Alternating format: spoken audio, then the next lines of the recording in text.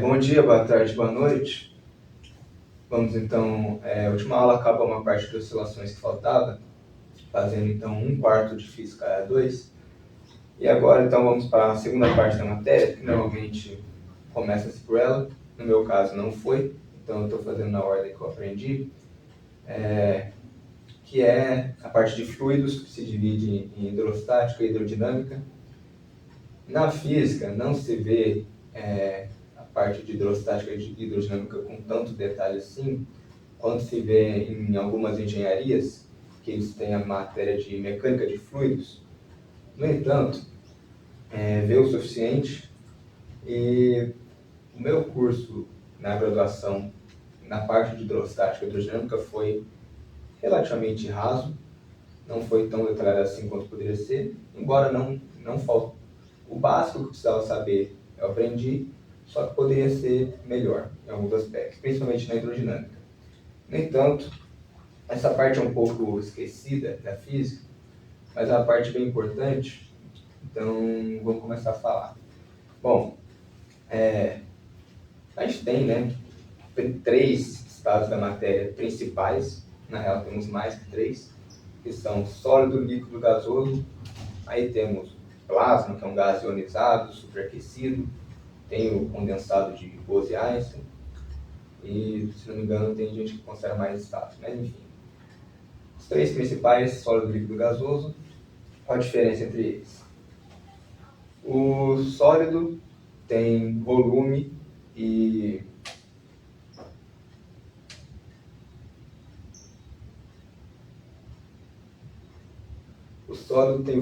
forma bem definido. Então, se a gente pegar, por exemplo,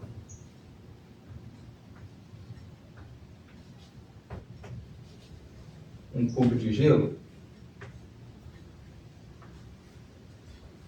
ele tem forma, cubo e volume bem definido. Então, para você deformar, por exemplo, vamos supor que você atue uma força que vai deformar ele, ou um cubo de metal, sei lá. Você pode fazer uma força que vai deformar ele, no entanto, essa deformação, ela normalmente, na realidade, tende a voltar ao normal. Para você deformar ele permanentemente, você tem que fazer uma força muito grande, um sólido. E a diferença é que os fluidos são tanto o estado líquido quanto gasoso.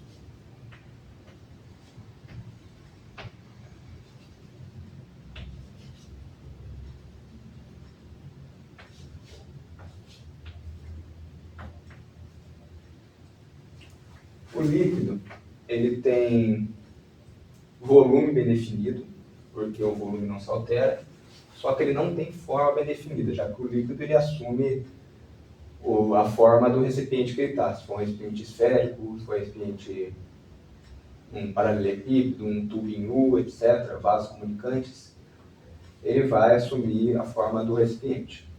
Água é o melhor exemplo, já que é o fluido ideal, por assim dizer, né?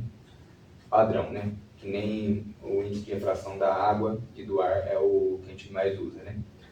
E o estado gasoso, ele não possui nem forma, nem volume bem definido, já que o gás ele vai se espalhar indefinidamente enquanto tiver espaço para ele se espalhar. Tem até a forma da difusão, de, por exemplo, um gás, um perfume, certas moléculas que tem uma forma específica que serve para descrever essa difusão, enfim. Bom, nesse sentido, então, os fluidos são chamados assim, do estado líquido e gasoso, porque eles têm uma certa flexibilidade, assim, por assim dizer, na sua deformação, que faz com que ele se deforme bem facilmente e tenha a capacidade de escoar ou fluir, daí que vem o nome fluido. Bom, vamos dar um exemplo aqui. Fiz esse desenho aqui, que está no livro do Moisés.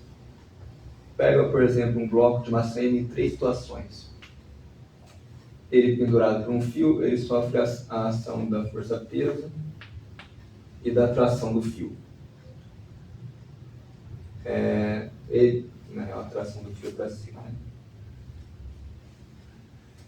Ele, numa superfície, ele tem a força normal e o peso par ação e reação, né? Na direção contrária. Agora, vamos supor que esse bloco ele está colado com uma cola em duas superfícies de cada lado. A cola, se a gente pensar cola de sapateiro, cola de material escolar, tal, cola simples, líquida,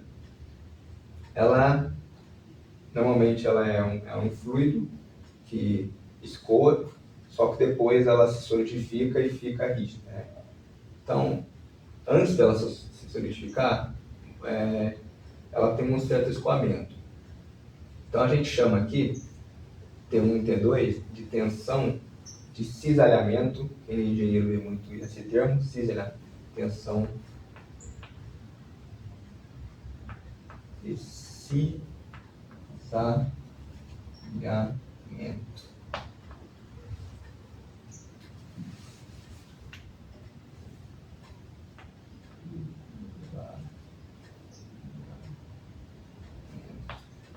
Ou tensão tangencial.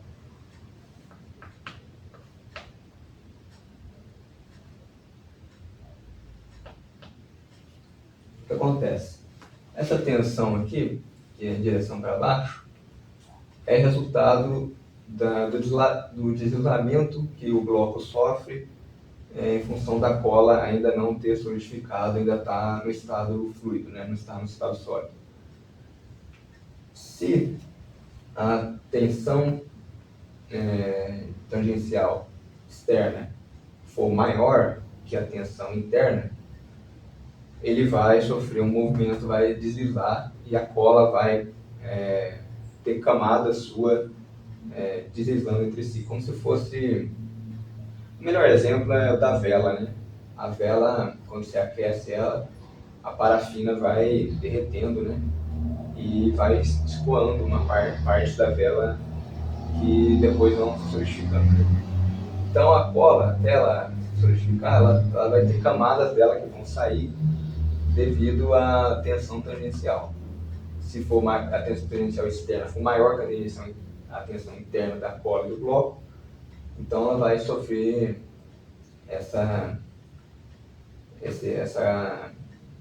vai perder essas camadas, por assim dizer. Bom, então, nesse sentido, todo fluido tem essa capacidade de escoar e de se espalhar. Só que existe uma propriedade que chama viscosidade, que a gente vai ver mais para frente em hidrodinâmica, que todo fluido tem uma certa resistência a escoar, a fazer essas perdas de camada, né? Então, essa propriedade chama viscosidade. Quanto mais viscoso um líquido, mais difícil ele escoa. Então, por exemplo, a água é um líquido com viscosidade muito baixa, já que a água se espalha muito fácil. Eu jogo um balde de água no chão, vai espalhar muito fácil para todas as direções e uma distância grande. Agora, se você pega, por exemplo, um piche, que é um líquido muito viscoso, ele vai se espalhar, mas ele se espalha devagarinho, porque ele é pesado. Ele custa se espalhar, mas ele espalha, porque ele não... Existem outros materiais também, né? Óleo, glicerina, que é o mais padrão que se faz em experimentos, né?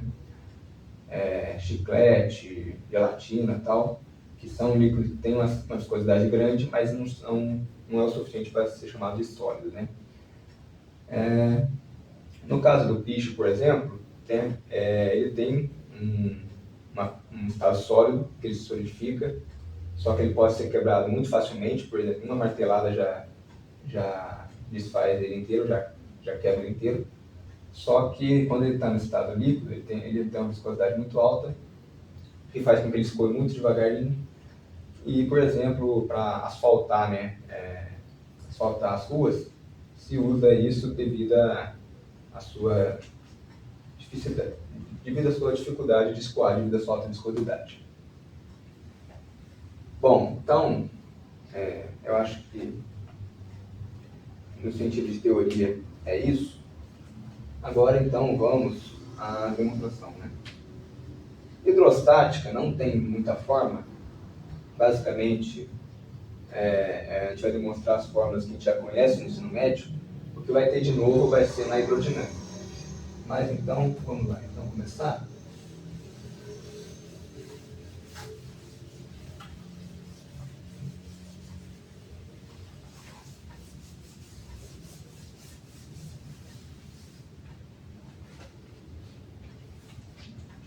Vamos para o caso de um fluido em repouso, né? Já que é hidrostática, fluido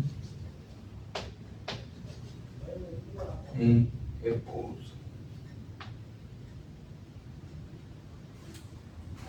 Então, imagina um recipiente com um certo fluido, vamos chamar de água. Vamos considerar que é água, que é mais fácil.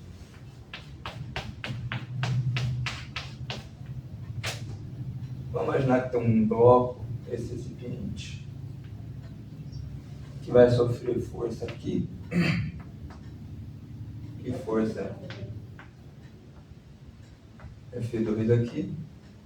Força para baixo, no caso, é o próprio peso do bloco, né? E para cima, a gente vai ver depois que é o empuxo, né? Que vem do teorema de Arquimedes, que o empuxo é proporcional à densidade do líquido vezes o volume do líquido deslocado, vezes o volume, vezes a densidade do líquido, etc. Que é que a gente já vê em ensino médio, então eu não vou me alongar muito nisso, porque o princípio de Arquimedes já é algo padrão no ensino médio e não tem uma demonstração que usa conceitos e fórmulas em matemática de ensino superior, então eu não vou me alongar muito nisso. Bom, no caso, então, fazendo um diagrama de força desse bloco, tem o empuxo e o peso. Segundo a lei de Newton, somatória das forças externas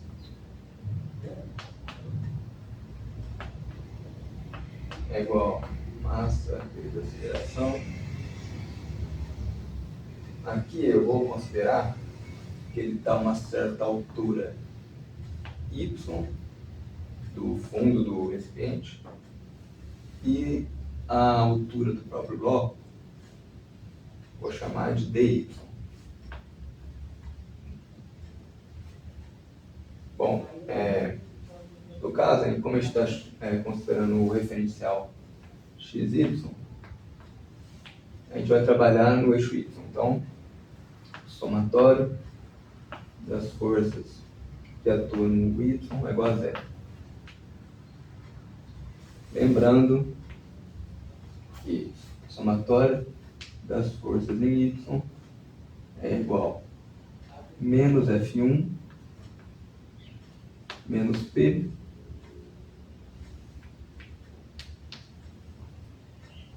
mais F2 é igual a zero.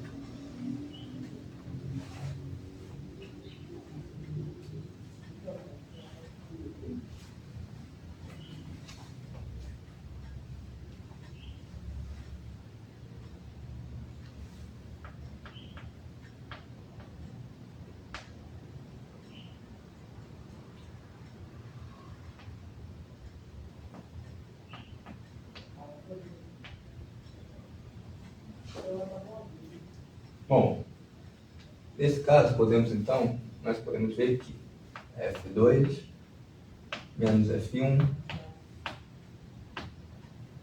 é igual a energia, peso, né? Só que vamos definir uma nova grandeza, então, agora, que é a grandeza da pressão, que nada mais é que uma força exercida numa certa área.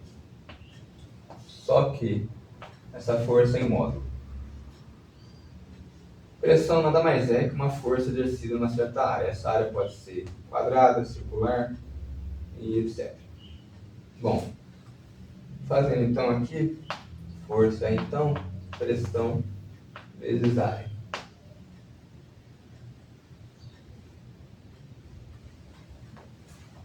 No caso, a força 2 é pressão vezes área. Só que a força 1, ela é a pressão mais um infinitesimal de pressão, porque ela tem uma diferença de pressão com a força 2, vezes a área que é a mesma, é a área do bloco. Esse diferencial de pressão a gente vai ver depois, que é uma lei que a gente vai chegar nela. Então não vou antecipar. Bom, com isso então, a gente joga essas duas fórmulas aqui que eu vou chamar de 1 nessa fórmula aqui, eu vou chamar de 2. Assim, PA menos P mais dP vezes A é igual a mg.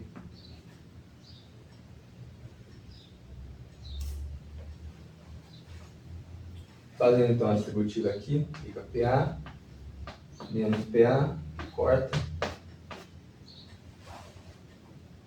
menos dP vezes A é igual a mg. Outra grandeza que vamos introduzir agora é a densidade. Densidade serve tanto para sólidos quanto para líquidos, né? No entanto, para líquidos tem uma certa diferença que vamos ver agora. Densidade nada mais é que a massa sobre o volume, né? Quanto mais denso um objeto é, mais massa ele tem num volume menor. Só que aqui vamos colocar a massa sobre o volume em forma diferencial e não de forma escalar, como a gente viu no ensino médio, né? Então, massa é dm/dv, a variação da massa em função do volume. Então, vamos dm, diferencial da massa, é igual a ρdv.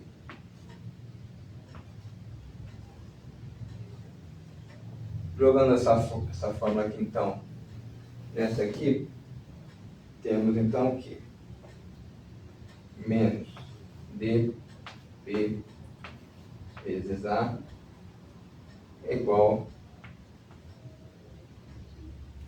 a dm vezes G, já que esse N também vai estar na forma infinitesimal, né? Porque tudo no cálculo diferencial integral a gente considera como variação infinitesimal, né? Bom, então, assim, ficaríamos com menos dp vezes A é igual dm é ρdv, então substituir ρdv aqui, vai ficar então ρ vezes g dv. Isolando o dp, menos dp é igual a ρ vezes g dv sobre A.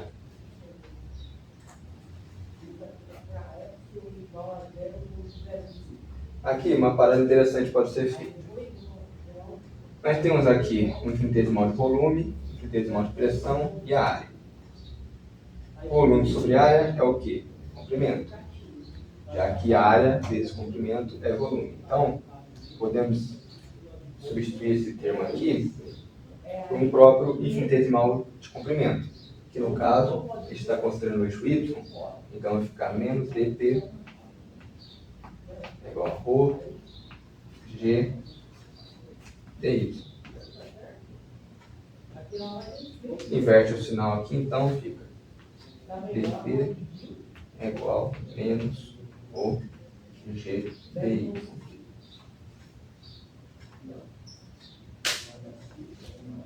Método de solução de equação diferencial simples, mais simples que existe, né? Integra dos dois lados.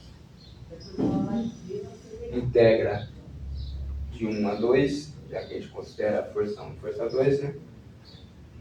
E aqui integra o dy de 1 a 2. Né?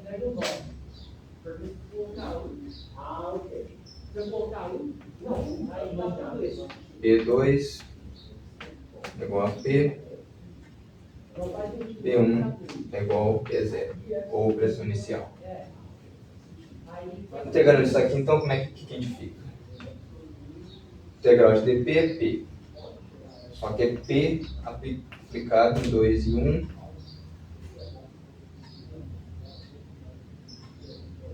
é igual a menos ρ g, integral de dy, y, só que aplicado em 2 e 1. Logo,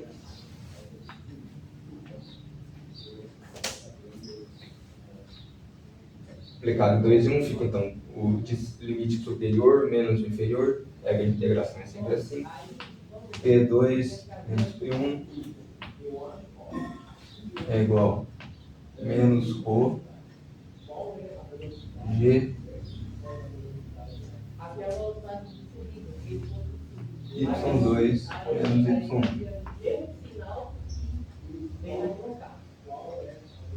Lembrando então,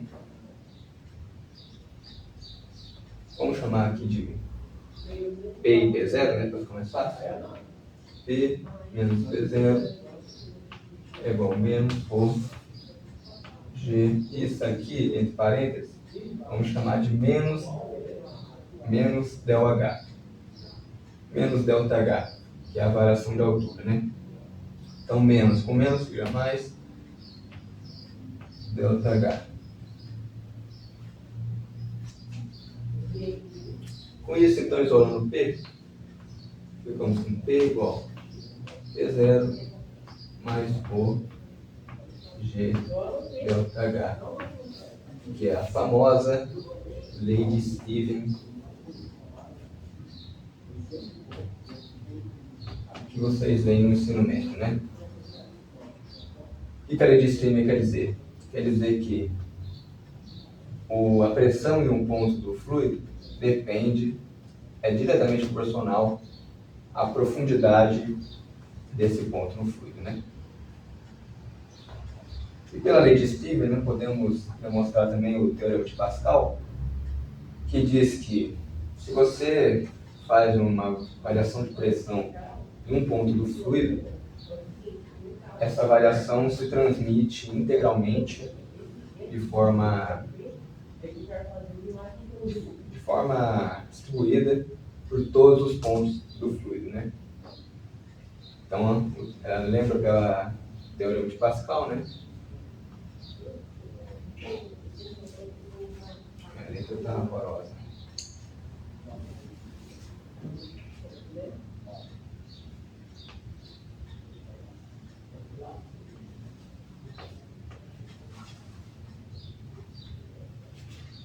Exemplo básico, né? A gente pega um vaso comunicante, né?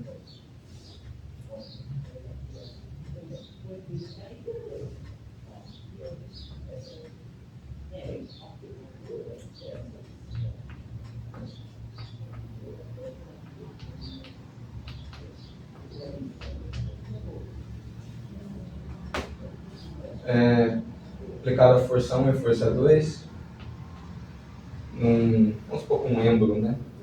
Um êmbolo para área 1 e área 2, pela teorema de Pascal, né? F1 sobre A1 é igual a F2 sobre A2, né? Ou seja, P1 é igual a P2, né?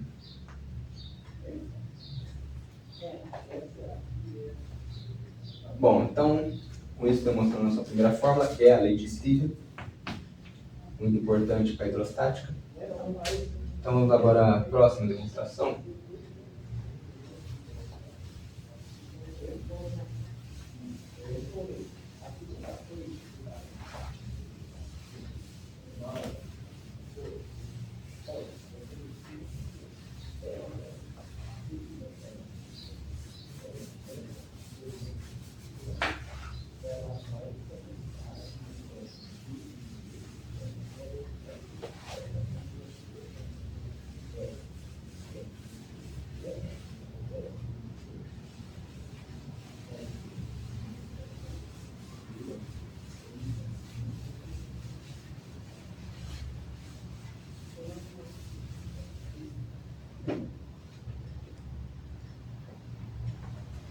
que é a famosa equação da continuidade.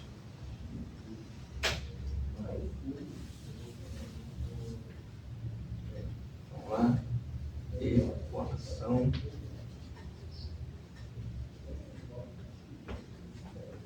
da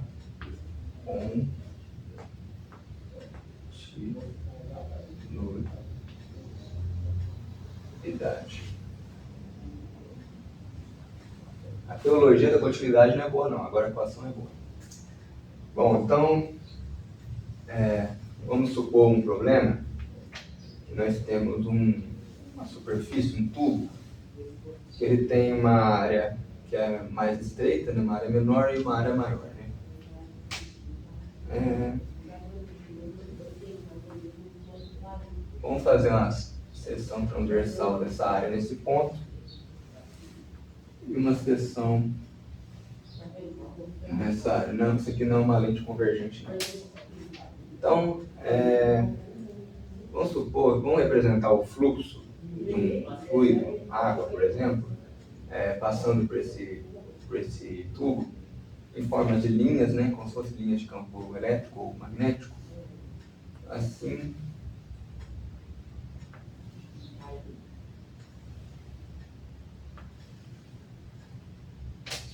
Aqui tem uma área A1, aqui tem uma área A2, sendo que A2 é maior que A1.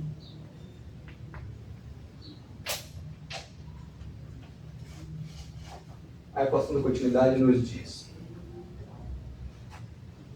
a diferença da massa que passa em 1 é igual à diferença da massa que passa em 2. Lembrando que para fluidos, né, dm é igual a ρ dv. Assim sendo, se a diferença das massas é iguais, nós temos então que ρ1v1 é igual a ρ2v. Aqui, né, lembrando que volume pode ser escrito como área vezes comprimento, então ficaremos com ρ1 A1 delta x1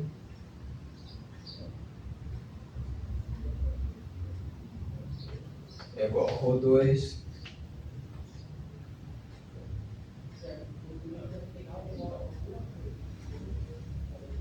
vezes A2 vezes delta x2.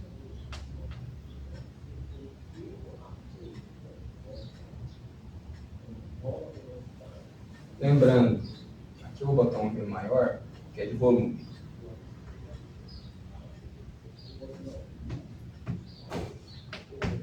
Delta x,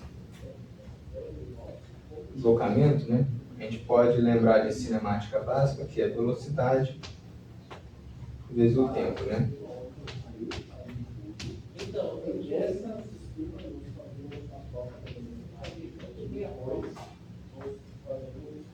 Só que esse tempo é o mesmo para as duas áreas. De forma, então, que podemos suportar o tempo,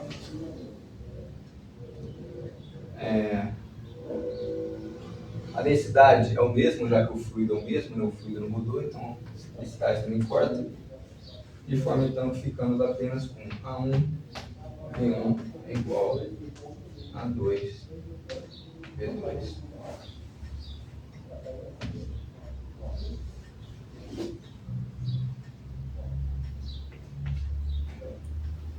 Como queríamos demonstrar, né? Equação de continuidade, então, ela prova que a multiplicação da área e da velocidade de um ponto do líquido em uma determinada área é igual se a área for maior, né? Então, com isso,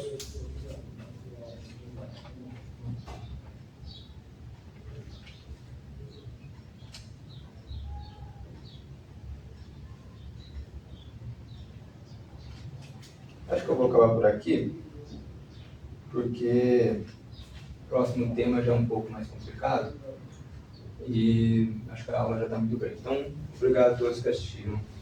Até mais.